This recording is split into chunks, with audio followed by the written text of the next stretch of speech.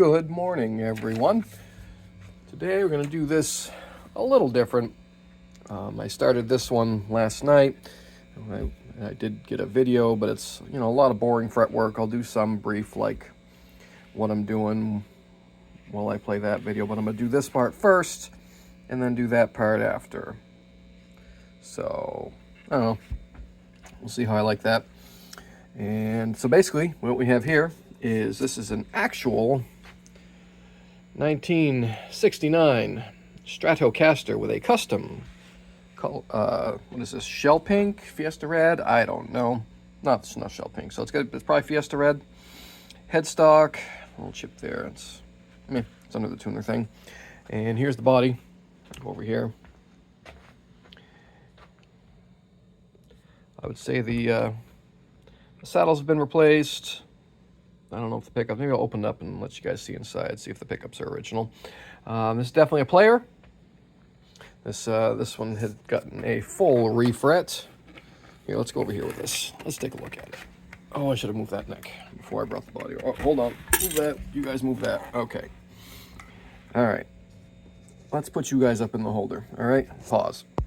All right. So, yeah, anyway, this thing has had multiple refrets throughout its life. Had some minor chipping from the last guy. Obviously didn't heat the frets when they took them out. Those weren't caused by me. But anyway, always heat your frets. I like putting a little bead of solder across them. I'll talk about that in that upcoming video that'll be tagged at the end of this one. But yeah, let's take a look inside, see what we got. Probably ought to... that screw is a little stripped. So was that. So we'll do the toothpick method for all these mostly stripped screw holes.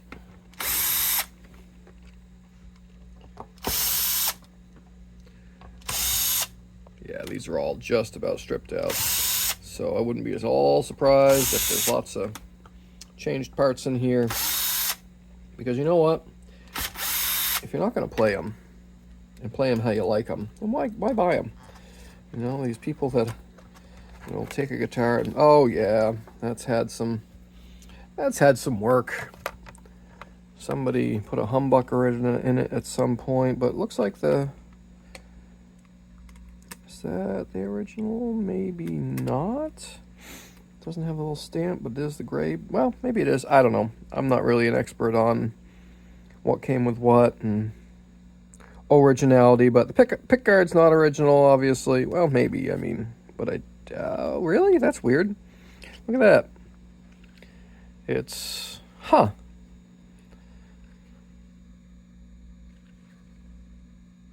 What if they ran out of white and just flipped it over and used the pearloid? You'd think that would be a little more expensive, but whatever. Oh, well, look at that. I should put a piece of heat shrink over that. And that's a terrible solder job. That's like barely even, that's held together by thoughts and prayers. Let's see if it'll just, how bad it is. Oh, I guess it's, oh yeah, look at that. It's not even soldered, just twisted together. That's not supposed to be like that. So let's fix that. That's not great. See, good thing we looked. Good thing we looked in there. So we'll snip that end off. Oh, I see. Oh, I see what they... What? Wait a minute. What's going on here? Oh, no, now I really see what they did. Okay. So somebody... It's not going to make a huge difference. But yeah, look, check it out. This was twisted onto the bridge ground because whenever, wow. So somebody changed this out and was able to solder good enough to put those grounds back on, but, oh no. Well, yeah, because it would have to redo that. Anyway, I don't know, just talking to myself and you guys. But yeah, so this was supposed to go here. That might help with any noise issues this thing may have, but it is on this foil piece, so they're all should be grounded. And then this should go on the back of probably that one also. I don't see another spot for it, so we'll say maybe there. No, we'll stick it back there. All right, strip this, strip it. There we go.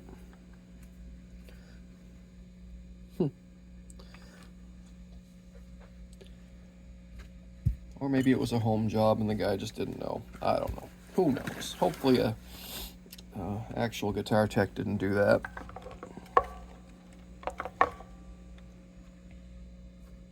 Let's get that on there. I'm gonna need a screwdriver. Let's get a little pile of solder going here. Oh, come on, go where I want you. That, and let's do that. A little more. There we go. Hold that for a second. Now that is much more betterer. Any other crap solder going on? Let's see, because if that was, yeah, those look pretty questionable. Yeah, look at that. That's some cold solder. Let's touch up those connections as well. Yeah, that's not great. Come on. There we go. That's how it should look. Your solder should look shiny, unless it's really old. Like, I'm not going to do those. That's original. Those two have been messed with. But your solder should look shiny when you first do it. If it doesn't, then it's not right. It'll fail. If it looks like crinkled up tinfoil, then not good. Do it right. All right, let's give these things a little shot of deoxy. Look at all this corrosion in there before I do that. Look at all this white crap. That's from the plastic off-gassing. And it causes metal contacts to corrode. This thing has been used a lot, so it probably kept this switch from getting any corrosion on the contact points, but we will give it some deoxit regardless. There we go. That will, oh, I twisted that the wrong way. Oh well, it'll work. That's kind of a bummer. That's not the worst route I've ever seen inside a Strat, but it's not exactly the prettiest either. But again, who cares? Who cares? People that won't buy a guitar because it's been routed. No, the original. Are you gonna play it with the pickguard off?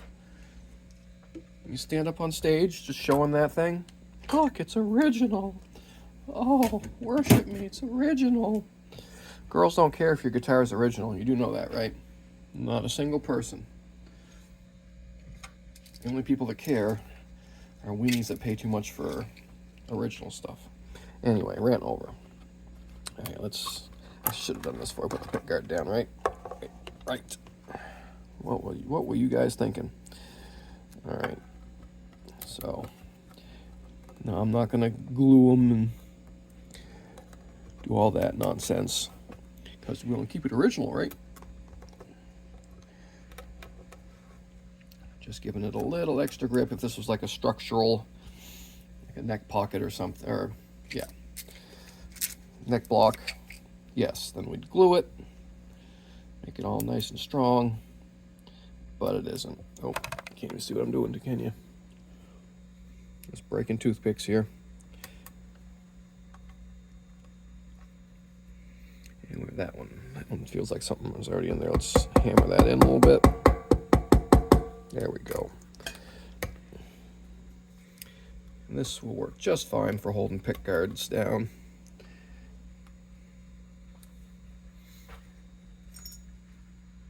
And then if anybody ever wants to remove these, they're pretty easily removable.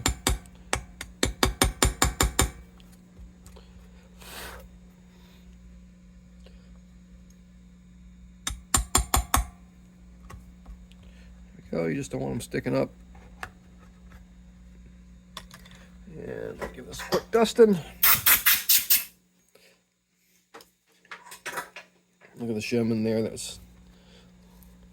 don't know if that's going to do much This is like just like a piece of, it's like a piece of backing from like double stick tape or something.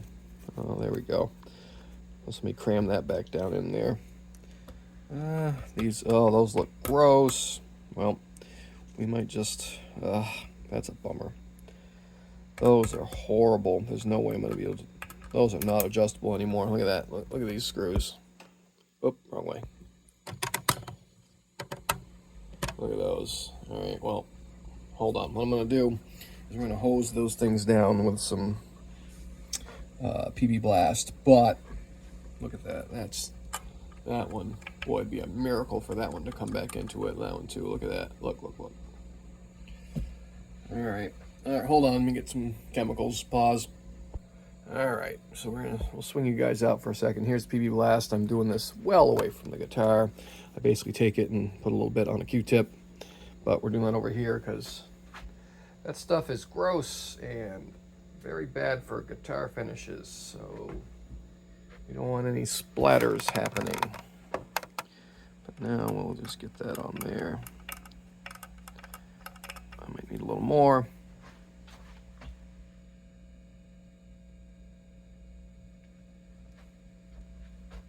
There we go. There we go. All that on all those. Oh, I should take this bridge off. Take it off. I should get one of those ultrasonic cleaners. You guys ever try one of those? I've never tried one.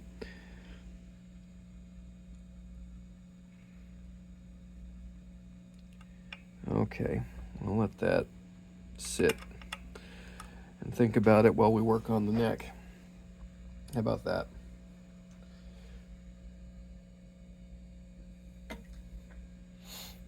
Okay, sound good to you guys? Put that back on there. Swing back out. There we go. All right, incoming Bosch. I think I forgot that part earlier.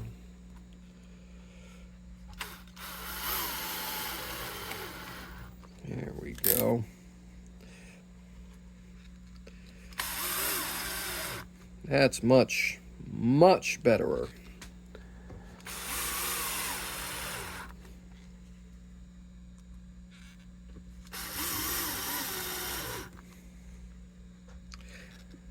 I don't know how much these things go for in a non-modded version.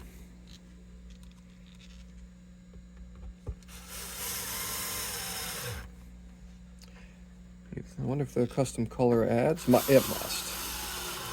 Some weenie probably would pay way too much for this thing.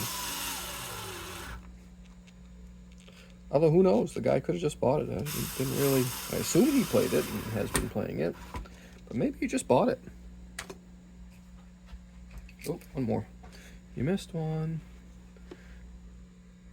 Did you? Where's where? Where did? Was it missing a screw?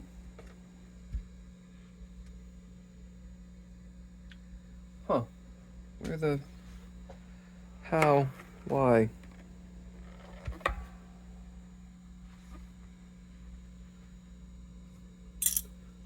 What happened?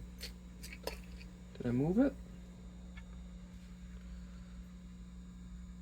You guys saw me put the screws there. I may have to back up and review the video to make sure I didn't lose it. All right, hold on. I wonder if it actually had all the screws. They were pretty stripped.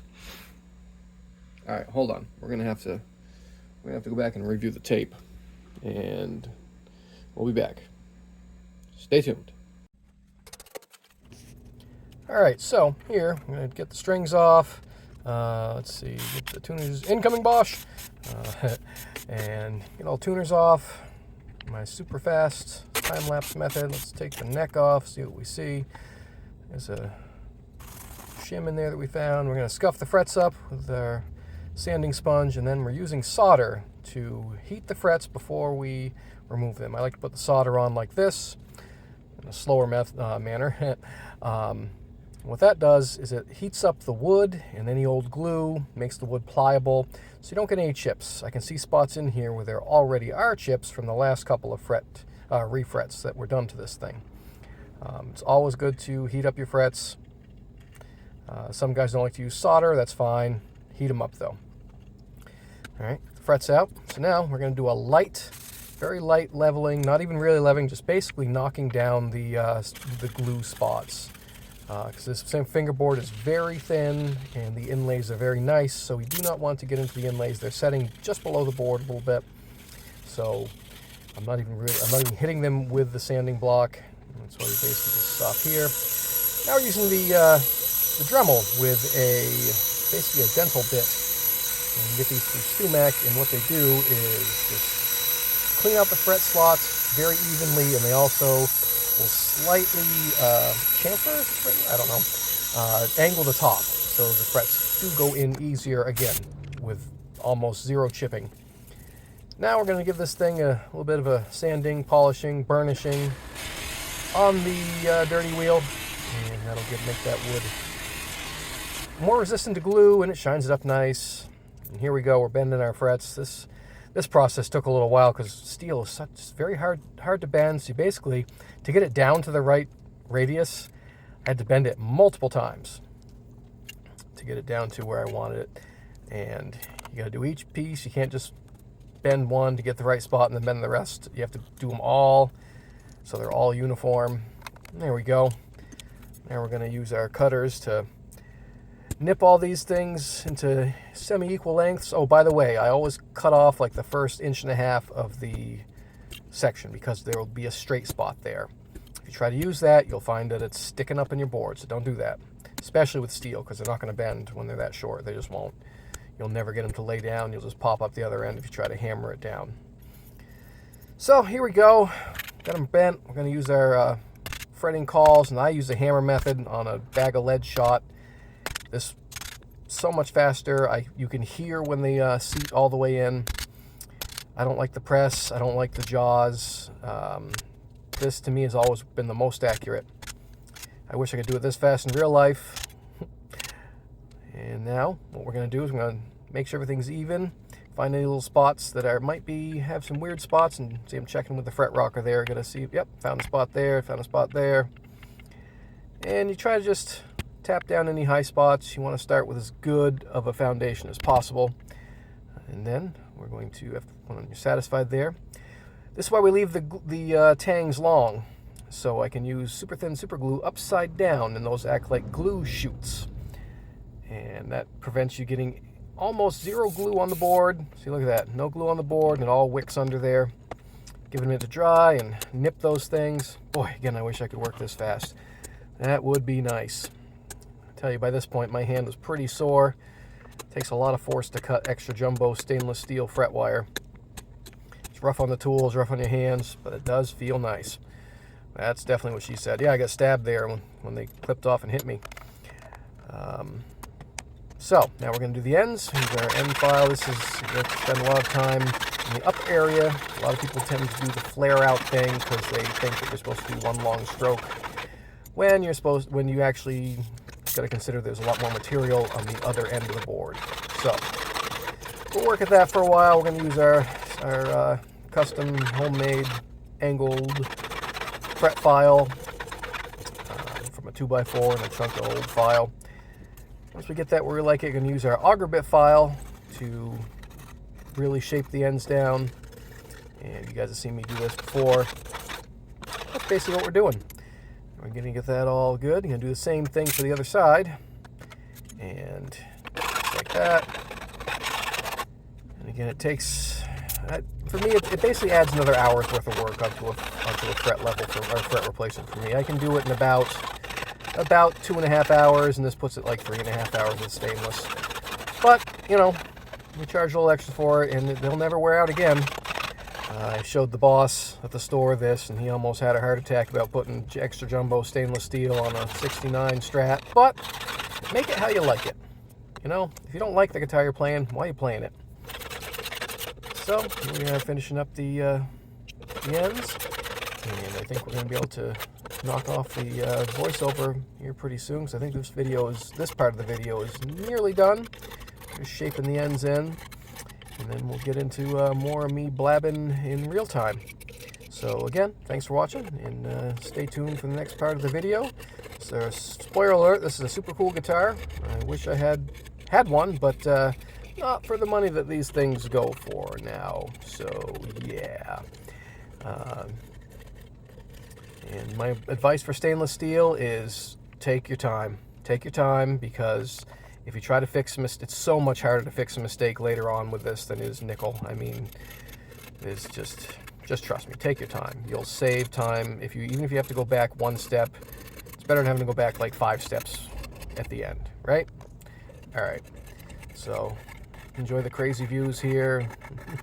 It's kind of odd angle, but thanks again for watching. Just check out the next part of the video.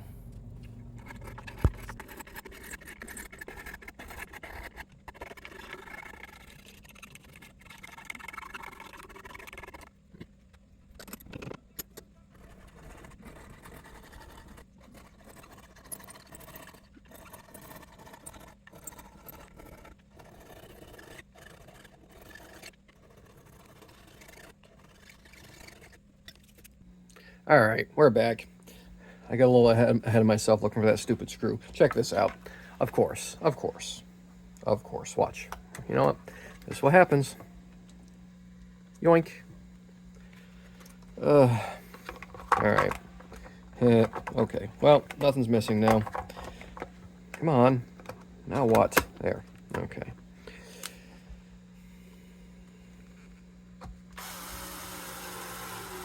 That's what happens. Not paying attention. Screw tries to hide on you.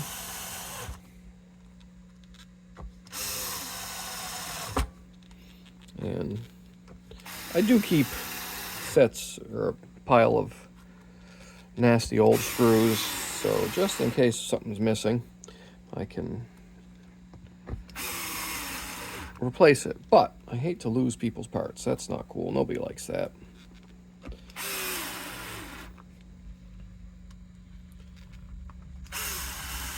So now that we're back on track, all the screws are back where they should be. All right, so a minor detour there. Let's see. Yeah, back to the neck. So what we did in this neck is we refretted it, and we refretted it with extra jumbo. I don't know if they're extra, but they're like jumbo, 150 size stainless steel frets. And again, if you want to play it, make it how you love it, fine, go for it.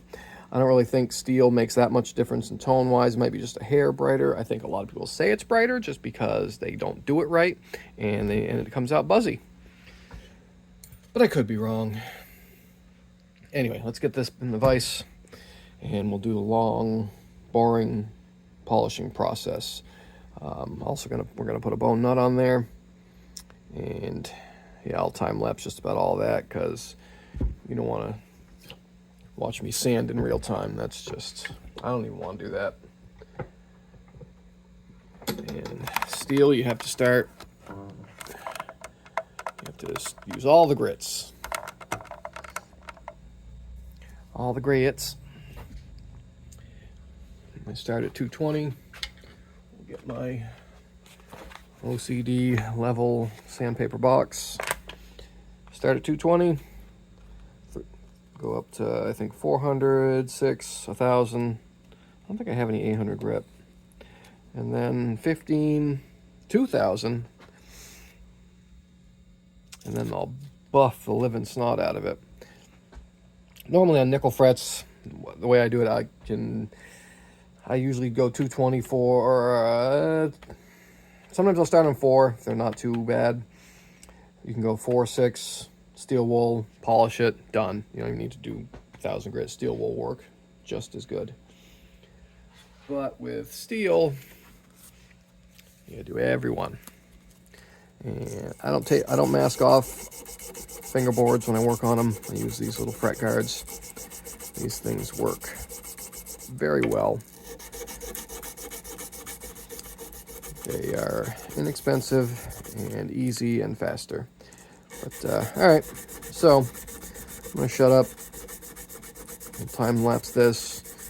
Give me a chance to drink my coffee while I'm doing this also. You guys don't want to hear me slurping on camera. So, by the time I'm done, there's probably going to be other people here, so I probably won't be able to do much more live narrations. So we'll probably do some more voiceover crap, and if not, again, appreciate everyone watching. Neat to know that there are a bunch of guitar nerds out there like me. You know, I hate to be one of those like, share, and subscribe, but if you would, be cool. Be a lot cooler if you did. A very bad Matthew McConaughey right there. Anyway, shutting up. See you.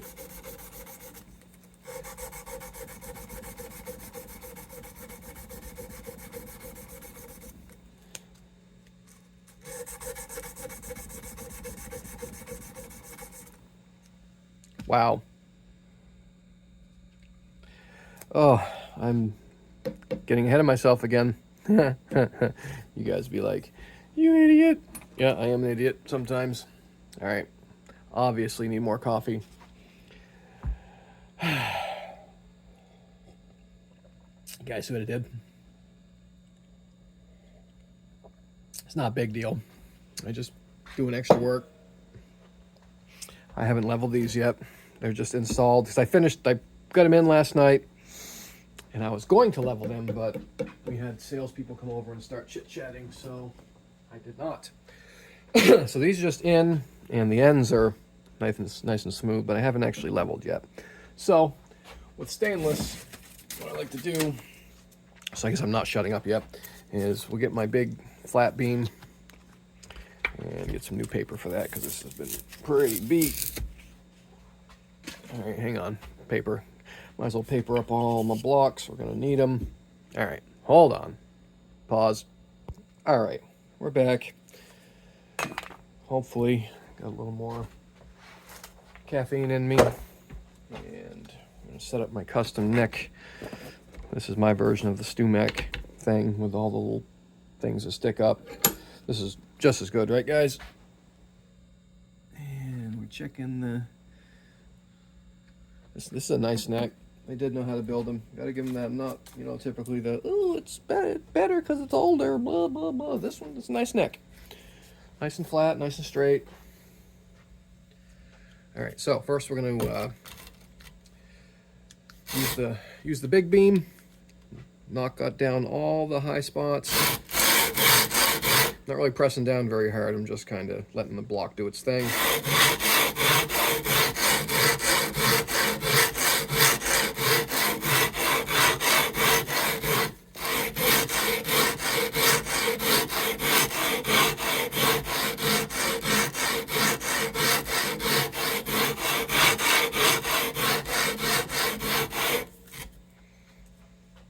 All right, you can see a couple of spots.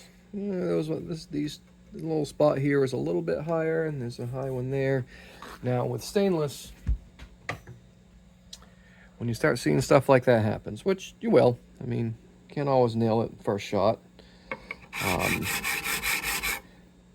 Hit those flat spots, like any wider ones, before you just keep sanding and sanding and sanding. Especially if you like, here's an example. Where is it? Let's zoom in. Zoom in and enhance. Where is it? This one. Okay. Yeah. You see how this one, is that the one? This one, next one. It's hard to, it's like off center with the camera. So this one's had a lot more material taken off. If you just, it's best to, when you see that happening, hit that one with your fret file. Make it look like the other ones. The reason we do that, or, you know, don't be afraid to do this. Why don't we just do this? And then stainless, it's easy to make it not great. So let's not be lazy about it. If you see stuff like that happening, take a minute and just crown them. Doesn't have to be a perfect job. Don't spend a ton of time on it.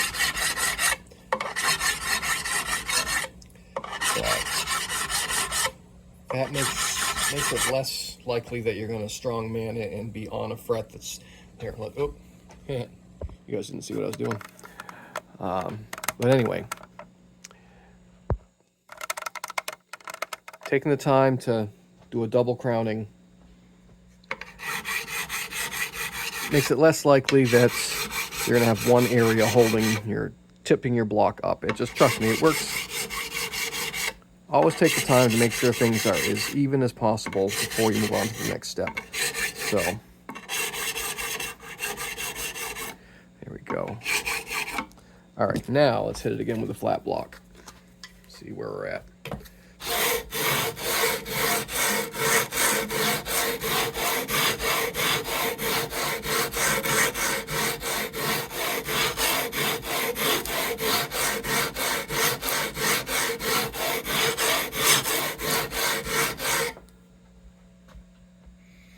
All right, see, there's still a couple here.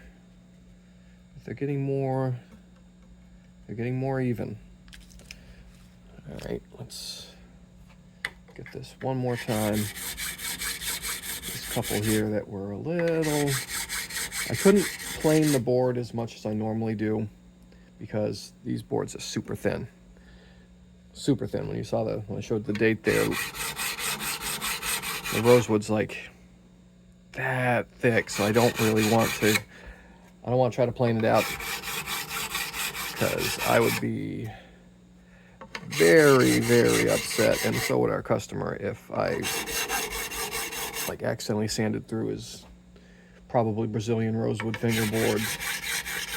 Basically irreplaceable. So if there's a couple spots that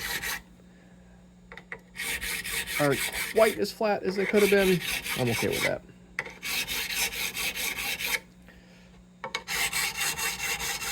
And plus, I didn't want to, these inlays have actually recessed because they've shrunk and they look cool, all shrunk. I didn't want to sand at those inlays and make them look all not old and cool anymore. You know? See what I'm saying?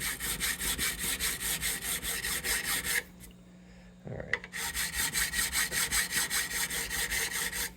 Okay. Now, one more time. We're going to do it with the, first we're going to hit it with the 7 1/4 block, or we're doing a 7 1/4. Yeah, Boston 7 1/4 block, kid.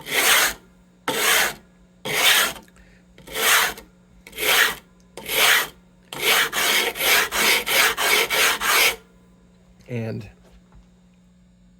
again, I've said before, you don't, when you're leveling frets, just doing this all the time, you'll end up making a drop off, towards the headstock. So you're going to be playing up a hill because there's more material. There's more material down here than there is. Let's swing out more. More material here than here. So if you're using the same stroke each time, giggity, then this spot will go down lower than this spot. So I do this.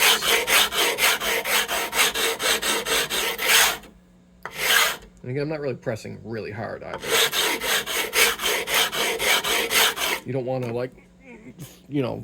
lean on it that hard because our dumb monkey hands can't keep things even at that point.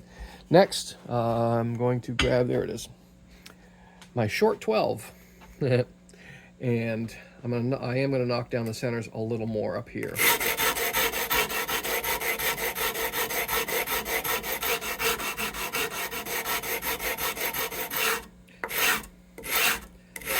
It'll just make it easier to bend. So this won't be a 12.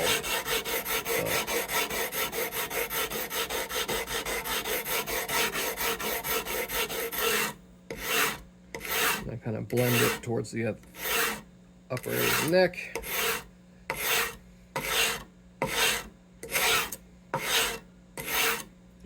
Let's call that good. I think that's good. Give the neck a quick sight. There could be, I want to check around that area. Let's check the whole thing. No. Again, with stainless, you don't want to go through all that. Is there anything there? And there could be something there. You don't want to go through, I'm just holding the thing. No, that's fine.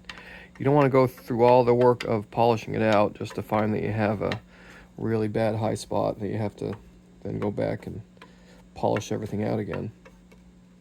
That's no fun. I think we're okay. I mean, that was a very extremely minor. I couldn't even make it like, I could just feel it rather than even hear it click. So very, very minor spot there. That will come out in the wash.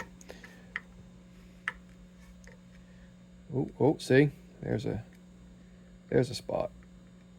There's a spot. Or not. Am I just not holding it right? What did I do? What happened? Why was that clicking and now it's, there it is. One little spot right there.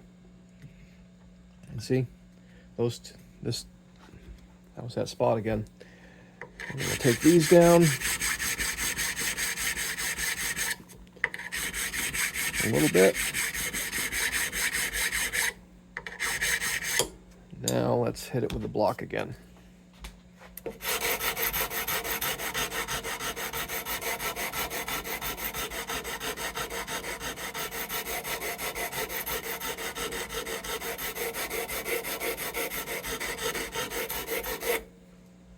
Now let's see what we got. All right, good. Where was it? Right there. Nice, I like it.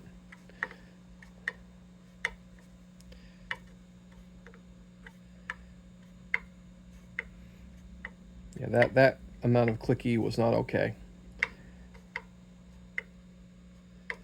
All right, now we can actually crown and then get to the boring sanding part. So,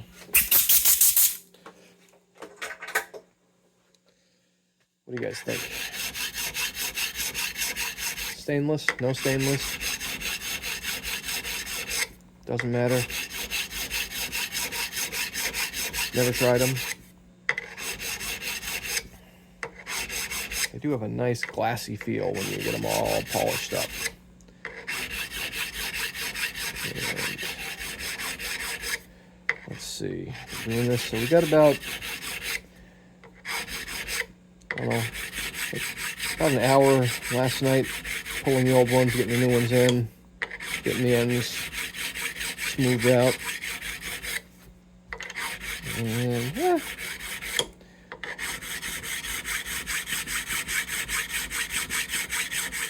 I can do a regular material refret on a Strat neck if everything goes okay in a couple hours. This will probably be more like 3. Oh, especially with the nut, yeah. Definitely with the bone nut being put on there. Anyway, I'll shut up now. No time lapse this.